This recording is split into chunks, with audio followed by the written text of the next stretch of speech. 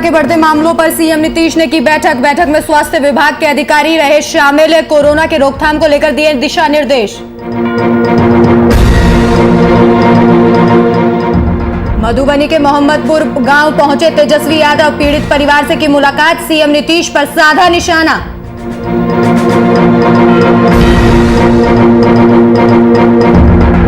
बांका मंदार क्षेत्र पहुंचे उप मुख्यमंत्री, रोपवे का किया निरीक्षण, बीजेपी कार्यकर्ताओं के साथ की बैठक।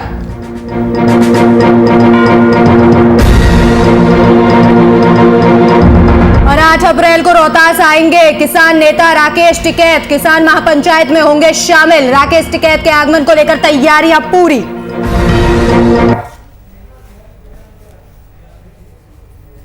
नमस्कार, आप देख रहे हैं वीआईपी न्यूज और मैं हूं आपके साथ राखी लांबा। सीएम नीतीश कुमार ने कोविड-19 से संबंधित उच्च स्तरीय समीक्षा बैठक की। बैठक में स्वास्थ्य विभाग के साथ साथ अन्य विभाग के अधिकारी भी शामिल हुए। बैठक में सीएम नीतीश कुमार और पद अधिकारियों और कर्मचारियों को संक्रमण के रोकथाम, सरकारी निर्देशों का पालन और टीकाकरण को लेकर आवश्यक दिशा निर्देश दिए गए। कोरोना को लेकर सीएम नीतीश ने एक बैठक की। इसमें स्वास्थ्य विभाग के कई अधिकारी मौजूद रहे और इसके साथ ही इस बैठक में कोरोना संक्रमण और बाकी जो 3 चीजों के लिए लोगों को करना है तो और लोगों के बीच में बताना ही है पूरे तौर पर। अब इसके लिए प्रचार प्रसार भी करने की बात है कि भाई आप मास्क जरूर पहनिए, एक दूसरे से दूरी कायम रखिए। बहुत ज्यादा सार्वजनिक जगहों पर इकट्ठा होकर के भीड़ इकट्ठा करना, मास्क बिना पहनाए हुए एक दूसरे के अगल बगल में खड़ा हो जाना, ये ठीक नहीं। वैसे तो कुछ कार्यक्रम लोगों को करना ही है, किसी का श्राद्ध है, किसी की यहाँ शादी है, तो उसके लिए भी संख्या निर्धारित कर दी गई है कि भाई इससे ज्यादा मत करिए। लेकिन मास्क पहनना, दूरी कायम करना, हाथ को साफ करते रहना, ये बात तो लोगों को जो सुझाव दिया जाता है ये तो करना ही है। और सब लोगों को प्रेरित करना है कि भाई आप अपना टीकाकरण भी कराइए और दूसरी चीजें की टेस्ट भी करवा लीजिए। ये दोनों काम हम लोगों को करना है। तो इस खबर पर जानकारी साझा करने के लिए हमारे वरिष्ठ संवाददाता शशांक दुबे हमारे साथ जुड़ गए। जी शशांक, जानना चाहेंगे, कोरोना को लेकर सीएम ने एक उच्च स्तरीय बैठक की जिसमें तमाम अधिकारी यहां पर शामिल रहे, क्या कुछ अपडेट? देखिए, सीएम ने जो बैठक की है उसमें उन्होंने तमाम डीएम जिलों के और एसपी के साथ बैठक की है, साथ में सिविल सर्जन भी थे। तो सीएम ने बैठक के बाद कहा है, साफ कहा है, उन्होंने एक गाइडलाइन जारी की है कि जितने भी फ्रंट लाइन वर्कर हैं, जो हेल्थ वर्कर्स हैं, जो कोरोना के टीकाकरण में या फिर कोरोना के रोकथाम में लगे हुए हैं, वो सभी लोग जांच भी कराएं और वैक्सीनेशन भी करा लें, क्योंकि ये सुनिश्चित कर लें कि वो पहले सुरक्षित हो जाएं। उसके बाद उन्होंने जिला प्रशासन को निर्देश दिया है कि तमाम सार्वजनिक जगहों पर जो भीड़ भाड़ वाली जगह हैं वहां विशेष सतर्कता बरती जाए, पुलिस बल की डिप्लॉयमेंट किया जाए, मजिस्ट्रेट की डिप्लॉयमेंट किया जाए और ये सुनिश्चित किया जाए कि लोग कोविड-19 की गाइडलाइन का पालन करें। उसके बाद उन्होंने ज्यादा से ज्यादा टेस्टिंग करने की बात कही है, और उन टेस्टों में से ज्यादा कोशिश की जाए। सीएम का निर्देश है कि करीब 1 लाख करीब टेस्ट को पहुंचाया जाए बिहार में रोज में। अभी 70 से 75 हजार टेस्ट की कैपेसिटी है। तो उन्होंने कहा है कि लगभग 1 लाख टेस्ट रोज किए जाए और उसमें कोशिश की जाए कि ज्यादा से ज्यादा टेस्ट RT-PCR हो, यानी एंटीजन किट से जांच होती थी उस पर कम निर्भरता रखी जाए, कोशिश की जाए कि RT-PCR से जांच की जाए। दूसरा, सीएम ने ये भी निर्देश दिया है कि जो सार्वजनिक कार्यक्रम है उनसे दूरी बना के रखी जाए। तो तमाम जो निर्देश है उन्होंने जिला प्रशासन को दिए हैं और ये कहा है कि कोई भी व्यक्ति अनटेस्ट न जाए, कोशिश की जाए कि ज्यादा से ज्यादा जांच हो जाए। जी, तो क्या शशांक, बिहार में भी दिल्ली की तरह नाइट कर्फ्यू लगाने के आसार हैं, क्योंकि बिहार में भी दिल्ली की तरह कोरोना लगातार बेकाबू नजर आ रहा है? देखिए, बिहार में कोरोना की जो दर है हालांकि तेज है, लेकिन वो दिल्ली और मुंबई जैसे हालात यहाँ पे अभी नहीं है। तो आज भी स्वास्थ्य मंत्री ने स्पष्ट कहा था कि अभी वो समय नहीं है, अभी ये जल्दबाजी होगी कहना कि यहाँ कोई बड़े रिस्ट्रिक्शंस होंगे, जैसे नाइट कर्फ्यू की बात की जाए या टाइम बाउंड कर्फ्यू की बात की जाए, तो अभी बिहार में ऐसी कोई संभावना नहीं है। लेकिन जो आज की बैठक हुई है उसमें नीतीश कुमार ने ये जरूर स्पष्ट कर दिया है कि तमाम चीजों के लिए प्रशासन, शासन और उसके साथ साथ आम लोग कहीं ना कहीं अपनी जो जिम्मेवारियां वो निभाएं, क्योंकि जिस तरह से कोरोना के मामले बढ़ रहे हैं ये एक अलार्मिंग सिचुएशन है। तो आज किसी तरह की कड़ाई, यानी जो जिसको कह सकते हैं कि आप हार्ड रिस्ट्रिक्शंस की बात है, वो सरकार ने नहीं किया है। अगली चीज जो बैठेंगी, जो अधिकारी बैठते हैं जहां में जो क्राइसिस मैनेजमेंट ग्रुप है वो बैठता है, फिर आगे की निर्णय होगा। लेकिन आज के उससे यही है कि तमाम चीजें प्रिकॉशनरी मेजर और जो कोविड के डायरेक्शंस केंद्र सरकार के द्वारा दिए गए हैं उसका पालन सुनिश्चित कराने के लिए नीतीश कुमार ने अधिकारियों के साथ बैठक की थी। शशांक, बैठक में क्या वैक्सीन को लेकर भी कोई चर्चा की गई है? देखिए, बैठक में नीतीश कुमार ने साफ कहा है कि बिहार में जितने भी फ्रंटलाइन वर्कर हैं वो कोरोना की टेस्ट कराएं और वैक्सीन ले लें। उसके अलावा जो लोग, जितने भी लोग हैं, ज्यादा से ज्यादा वैक्सीन ले लें, क्योंकि जितने ज्यादा लोग वैक्सीन ले लेंगे, उनका वैक्सीनेशन हो जाएगा, उतनी ही गैप कम होगी। यानी कहीं ना कहीं पहले टेस्टिंग की बात कर रहे हैं, ज्यादा से ज्यादा टेस्ट हो, जो कोरोना पॉजिटिव लोग हैं वो ट्रेस हो जाए। लेकिन उन्होंने कहा है कि जो बिहार में वैक्सीनेशन प्रोग्राम चल रहा है, केंद्र सरकार के दिशा निर्देश के अनुसार जो लोग इसके लिए एलिजिबल हैं, यानी अभी 45 साल से ऊपर के तमाम लोग एलिजिबल हैं, तो 45 साल के तमाम ऊपर के लोग ज्यादा से ज्यादा संख्या में कोरोना की वैक्सीन ले लें, क्योंकि यहाँ पर तमाम सुविधाएं हैं, व्यवस्थाएं हैं, और लोगों को चाहिए कि वो इसको अवेल करें। और जितने ज्यादा लोग कोरोना की वैक्सीन ले लेंगे, उतने ही ज्यादा सरकार को कहीं ना कहीं रिलीफ होगा और बाकी चीजें करने में आसानी होगी। जी शशांक, तमाम जानकारी के लिए आपका धन्यवाद।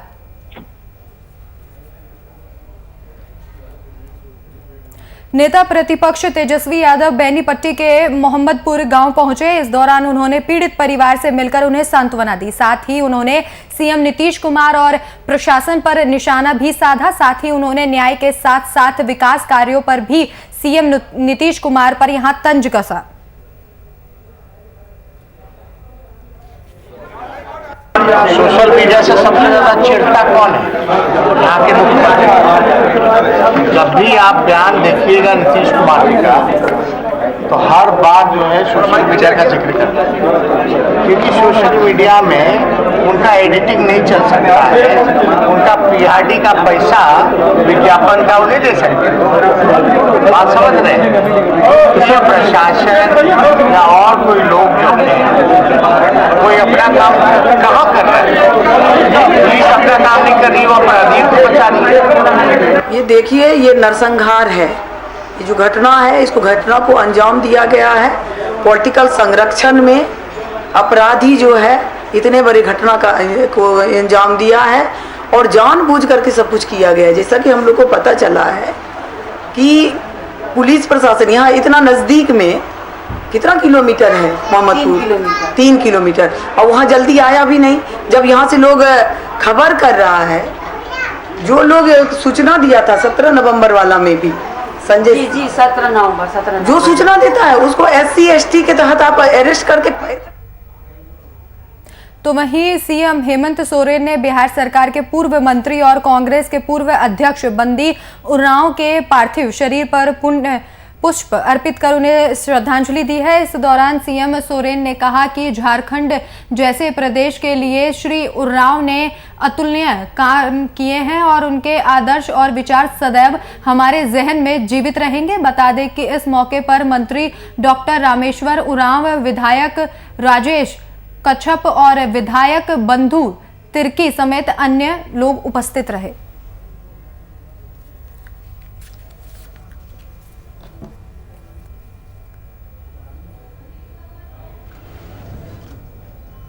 हम लोगों के बीच से झारखंड के एक ऐसे व्यक्ति को आज हम लोगों ने खोया। मुझे लगता है कि परिचय के मोहताज नहीं रहे। मुझे लगता है कि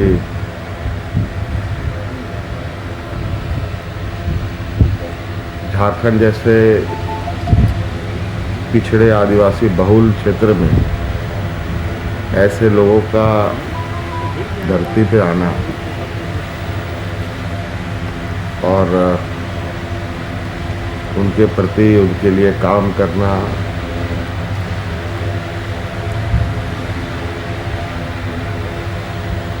और एक लंबी सफ़र तय कर समाज को एक राह दिखाना, ये बहुत कठिन काम है।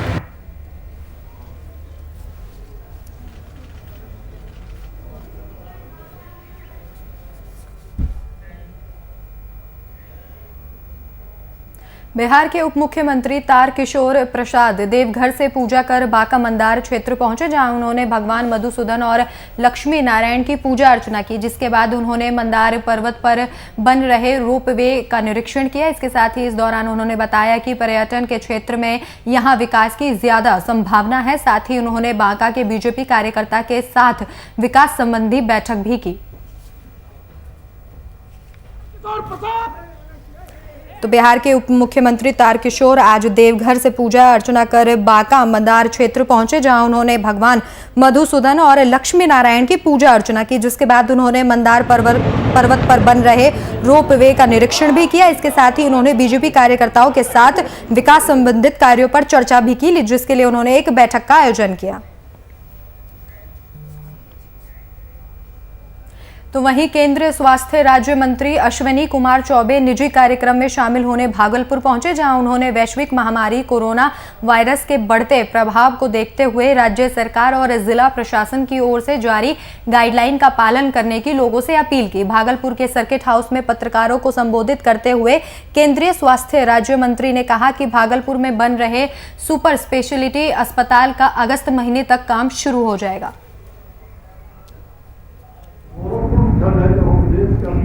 तो मुझे यह है कि भाई 70% यहाँ पर टेस्टिंग बहुत अच्छा हो रहा है और सभी प्रखंडों से लोग दर्शन करके टेस्टिंग के लिए सेंटर जो मेडिकल कॉलेज है तो वहाँ लगभग 2,500 टेस्टिंग हो रहे हैं और तो उनको यहाँ का भी भाटा का भी और मुंगेर का भी काम दिया हुआ है टेस्टिंग का, आर्टिफिशियल एंटीजन टेस्ट भी बड़े पैमाने पर हो रहे हैं।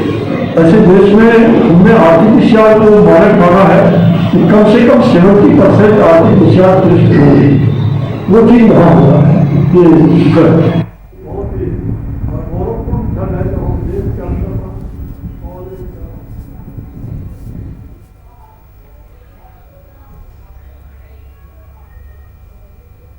रोहतास जिले के सासाराम अनुमंडल के करगहर में आगामी 8 अप्रैल को बिहार में पहली बार किसान नेता राकेश टिकैत किसान महापंचायत में शामिल होंगे, जिसे लेकर स्थानीय स्तर पर सभी तैयारियां पूरी कर ली गई हैं। वहीं इस दौरान राष्ट्रीय किसान यूनियन के राष्ट्रीय सचिव सुरेश सिंह यादव ने कहा कि किसानों को लाभ नहीं मिल रहा है, जिससे सरकार एमएसपी पर भी उनके अनाज को नहीं खरीद पा रही है और इसको लेकर किसानों के सामने घोर संकट खड़ा हो गया है। तैयारी तो अच्छी चल रही है। हाँ, मैं बहुत लोगों में उत्साह है और चाह है, उनके प्रति समर्पण है और वो आज अंतर्राष्ट्रीय ख्याति के व्यक्ति हो गए हैं आंदोलन के। तो हमको लगता है कि बिहार इस आंदोलन में राकेश जी के आने से अग्रणी भूमिका अदा करेगा। तैयारी पूर्ण हो चुकी है और तमाम इस इलाके के ही नहीं बिहार के प्रत्येक जिले से किसान आ रहे हैं और बहुत सा किसान आ चुके हैं और एक दो दिन के अंदर काफ़ी संख्या में यहाँ लोग आ जाएंगे। और इस इलाके में इस जिले के किसानों में काफ़ी उत्सुकता है कि इस बिहार के रोहतास जिला के करगहर में राकेश टिकैत जी आ रहे हैं, इसलिए लोगों में काफ़ी उत्सुकता है और काफ़ी संख्या में यहाँ किसान आएंगे। तो इस खबर पर जानकारी साझा करने के लिए हमारे संवाददाता आशुतोष कुमार फोन लाइन पर हमारे साथ मौजूद हैं। आशुतोष, 8 अप्रैल को पहली बार बिहार में राकेश टिकैत किसान महापंचायत में शामिल होंगे, क्या कुछ जानकारी? जी बिल्कुल राखी, आपको बता दूं कि लगातार जो है दिल्ली में किसानों का जो प्रदर्शन चल रहा है उसको लेकर राकेश टिकैत हमेशा बिहार के दौरे पर पहली बार आ रहे हैं और महापंचायत जो किसान का महापंचायत लगना है उसमें पहली बार वो शामिल होंगे। इसको लेकर जो किसान सभा के जो महासंघ के जो नेता हैं वो पूरी तैयारी करते हैं और बेसब्री से कुछ दिन पूर्व में उनकी इस महापंचायत में शामिल होने की उम्मीद लगाई गई थी, लेकिन उनका किसी वजह से प्रोग्राम कैंसिल हो गया था। बाद में 8 अप्रैल को उनका प्रोग्राम फिक्स हुआ है, जिसको लेकर सरहद में पूरी जोर शोर से तैयारियां चल रही हैं। किसानों को संबोधित करेंगे क्योंकि आज किसान के सामने बहुत सारी समस्याएं हैं और किसानों की समस्या को लेकर ही दिल्ली के बॉर्डर पर किसानों का प्रदर्शन लगातार जारी है। जी आशुतोष, और कौन कौन से जिले के किसान हैं जो यहाँ इस महापंचायत में शामिल होंगे? जी बिल्कुल राखी, आपको बता दूं कि इस महापंचायत में राष्ट्रीय स्तर से लेकर निचले स्तर तक के जो किसान महासभा के जो नेता हैं वो शामिल होंगे और किसानों को संबोधित करेंगे। किसानों को के सामने जो समस्याएं हैं उनको सामने रखेंगे, किसानों को जागरूक करने का काम करेंगे ताकि किसानों को एमएसपी पर अनाज की खरीद नहीं हो पा रही है उसके बारे में भी वो विस्तृत जानकारी देंगे। इसको लेकर वहां पूरी तैयारी जो है भव्य रूप से की जा रही है। 8 अप्रैल को उनका आना तय हुआ है, जिसको लेकर किसान महासंघ ने पूरी तैयारी कर ली है। जी, तमाम जानकारी के लिए आपका धन्यवाद।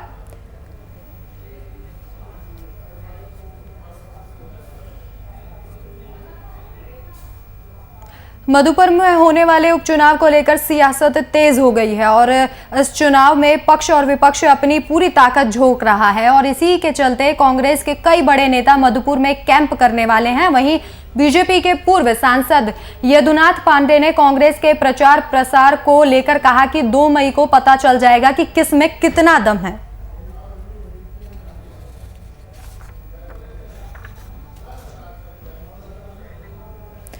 तो मधुपुर में होने वाले उपचुनाव को लेकर सियासत तेज हो गई है और इसी दौरान पक्ष और विपक्ष में तो इस खबर पर जानकारी साझा करने के लिए हमारे संवाददाता अभिनव कुमार हमारे साथ फोन लाइन पर मौजूद हैं। अभिनव, मधुपुर में कैंप लगाकर कांग्रेस के नेता प्रचार प्रसार करेंगे, क्या कुछ जानकारी? बिल्कुल, कांग्रेस के जो बड़े नेता हैं, चाहे वो बन्ना गुप्ता की बात कर ले, रामेश्वर उरांव हो, कृषि मंत्री बादल पत्रलेख हो, सहित कई जो बड़े नेता है प्रदेश कांग्रेस के, आगामी 7 अप्रैल से जो है मधुपुर उपचुनाव को लेकर वहां पर कैंप करेंगे और इसको लेकर जो है तैयारियां बिल्कुल जोरों पर है। आप देखेंगे कि 17 को वहां पर मतदान होना है। ऐसे में पक्ष और विपक्ष के जितने नेता हैं वो बिल्कुल तैयार है इसको लेकर और कांग्रेस आगामी 7 अप्रैल को वहां पर कैंप करने जा रही है। अब इसी को लेकर जो है कह सकते हैं कि पक्ष और विपक्ष में अब राजनीति देखने को मिल रही है। क्योंकि पूर्व सांसद रहे हैं यदुनाथ पांडे, उनका कहना है कि जब चुनाव संपन्न होगा और जब 2 मई को रिजल्ट आएगा उस समय पता चलेगा कि किसमें कितना दम है। जी अभिनव, तमाम जानकारी के लिए आपका शुक्रिया। तो मधुपुर में होने वाले उपचुनाव को लेकर सियासत तेज हो गई है और इसी के साथ इसी दौरान पक्ष और विपक्ष में अपनी पूरी ताकत यहां झोंक दी है जीत दर्ज कराने के लिए। बिहटा अम्बरहारा स्थित आईआईटी कैंपस में दर्जनों छात्र कोरोना पॉजिटिव हो गए, जिसके बाद कैंपस को 1 सप्ताह के लिए बंद कर दिया गया है। वहीं कोरोना पॉजिटिव पाए जाने के बाद बॉयज हॉस्टल को कंटेनमेंट जोन बनाकर पूरे इलाके को सैनिटाइज कराया गया है और इसी के साथ सभी छात्रों को उसी हॉस्टल में क्वारंटाइन कर दिया गया है।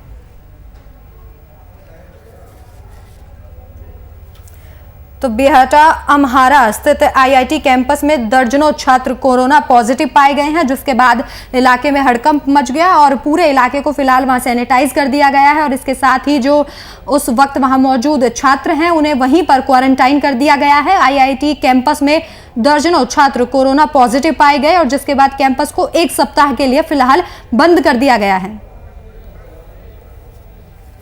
इस खबर पर जानकारी साझा करने के लिए हमारे संवाददाता शोएब खान फोन लाइन पर मौजूद हैं। शोएब, बिहाटा के आईआईटी कैंपस में दर्जनों छात्र कोरोना पॉजिटिव पाए गए हैं, फिलहाल क्या कुछ स्थिति है वहां पर?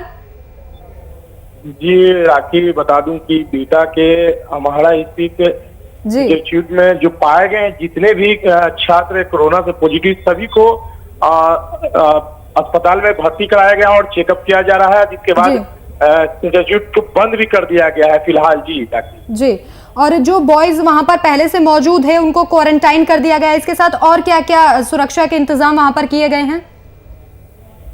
जी, उन सभी लोगों को क्वारंटाइन करते हुए अब तक प्रशासनिक विभाग के द्वारा कई लोगों का चेकअप भी चल रहा है इसमें। जी, अब तक चेकअप इलाके को भी सैनिटाइज कर दिया गया है?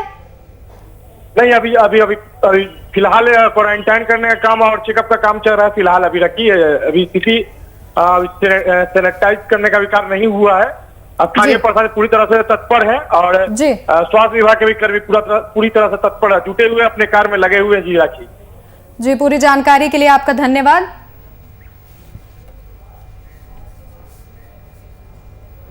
भागलपुर नगर निगम के सभागार में कोरोना के कहर में बढ़ते प्रभाव को देखते हुए एक बैठक की गई, जिसमें स्वास्थ्य विभाग के अधिकारी जनप्रतिनिधियों के साथ बैठकर लोगों को कोरोना से बचाव को लेकर टीकाकरण के प्रति जागरूक किए जाने पर बल दिया गया। तो भागलपुर नगर निगम के सभागार में कोरोना के कहर के बढ़ते प्रभाव को देखते हुए एक बैठक की गई, जिसमें स्वास्थ्य विभाग के अधिकारी शामिल रहे और इसके साथ ही जो जनप्रतिनिधि हैं वो भी इस बैठक में मौजूद रहे। इस बैठक में कोरोना से बचाव को लेकर और इसके साथ ही टीकाकरण के लिए लोगों को जागरूक करने पर जोर दिया गया।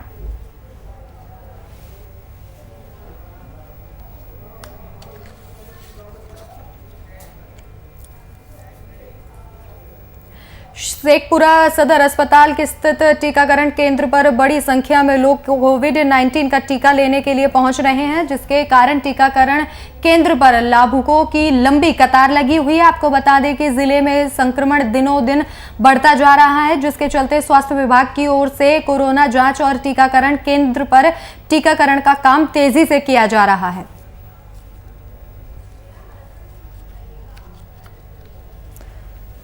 तो शेखपुरा सदर अस्पताल के जो टीकाकरण केंद्र है वहां पर बड़ी संख्या में लोग वैक्सीन लगवाने के लिए पहुंच रहे हैं और इसके चलते लाभुकों की लंबी लंबी कतार वहां देखने को मिल रही है। जिले में दिनों दिन संक्रमण बढ़ता चला जा रहा है, जिसको लेकर लोग लगातार वैक्सीन लगवाने के लिए वहां पहुंच रहे हैं। तो इस खबर पर जानकारी साझा करने के लिए हमारे संवाददाता शिव कुमार पाठक हमारे साथ फोन लाइन पर मौजूद हैं। शिव, सदर अस्पताल में लंबी लंबी लाइनें लगी हुई है लोगों की, लगातार लोग वैक्सीन लगवाने के लिए यहां पर पहुंच रहे हैं, लेकिन इस दौरान क्या सोशल डिस्टेंसिंग का पालन किया जा रहा है? जी, लगातार कोरोना का जो प्रकोप है बढ़ता जा रहा है और लगभग यहाँ 3 मौतें हो चुकी है और इसी को लेकर जो है कोरोना वैक्सीन टीका लेने के लिए भीड़ उमड़ रही है और जहाँ सोशल डिस्टेंस का भी पालन नहीं किया जा रहा है। लोग आपाधापी मचाए हुए हैं कि कोरोना टीका लेने के लिए। जी शिव, पीएम खुद कह चुके हैं कि दवाई भी और कड़ाई भी। ऐसे में जब आप वैक्सीन लगवाने के लिए पहुंच रहे हैं तो सोशल डिस्टेंसिंग और मास्क जैसे नियमों का पालन करना जरूरी है, लेकिन यहाँ पर कोई अधिकारी भी नजर नहीं आ रहा है जो इन गाइडलाइंस का पालन करवा सके। जी, सुरक्षा कर्मी को खड़ा किया गया है लेकिन वो लगातार भीड़ बहुत ज्यादा होने के कारण वो भी परेशान हो रहे हैं और सोशल डिस्टेंस का लगातार पालन करवाया जा रहा है, लेकिन टीका लेने को लेकर भीड़ जो ज्यादा हो चुका है ना, उसके लेकर नियंत्रण नहीं हो पा रहा है। जी शिव, इस तमाम जानकारी के लिए आपका धन्यवाद।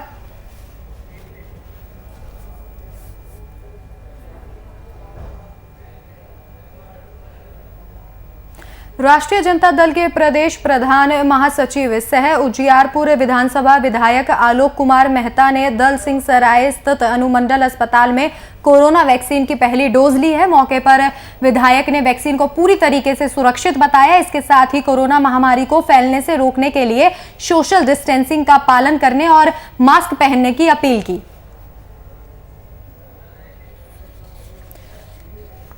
तो आरजेडी के प्रदेश प्रधान महासचिव और सह उजियारपुर विधानसभा विधायक आलोक मेहता ने दल सिंह सराय स्थित अनुमंडल अस्पताल में कोरोना वैक्सीन की पहली डोज ली है। तस्वीरें आपके सामने समस्तीपुर में, जहां विधायक ने पहली डोज ली है कोरोना वैक्सीन की।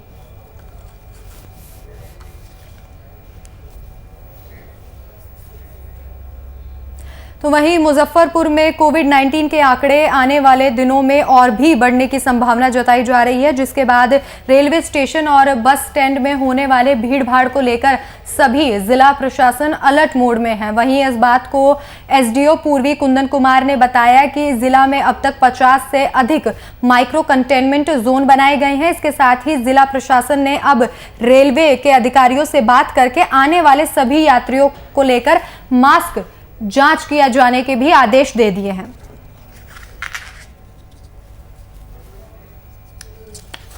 तो लगातार बढ़ते कोरोना को देखते हुए प्रशासन अलर्ट मोड पर है और इसी कड़ी में जिले में 50 कंटेनमेंट जोन बनाए गए हैं। इसके साथ ही रेल में यात्रा करने वाले यात्रियों पर सैनिटाइजर और मास्क लगाने की अपील की गई है।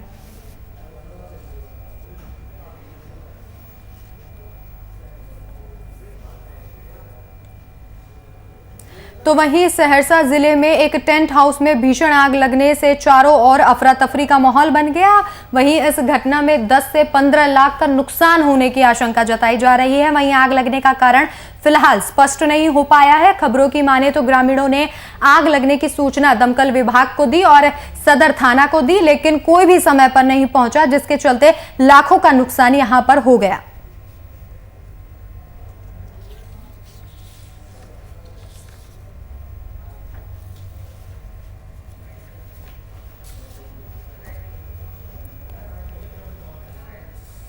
तो एक टेंट हाउस में भीषण आग लग गई और इस दौरान दमकल विभाग और पुलिस की बड़ी लापरवाही सामने आई, जहां सूचना मिलने के बाद भी देरी से दमकल विभाग की टीम पहुंची और इसी के चलते लाखों का यहां नुकसान हो गया। फिलहाल आग लगने के कारणों का पता नहीं चल पाया है। लगातार जांच में पुलिस जुटी हुई है और इस सहरसा जिले में एक टेंट हाउस में भीषण आग लग गई। तस्वीरें आपके सामने।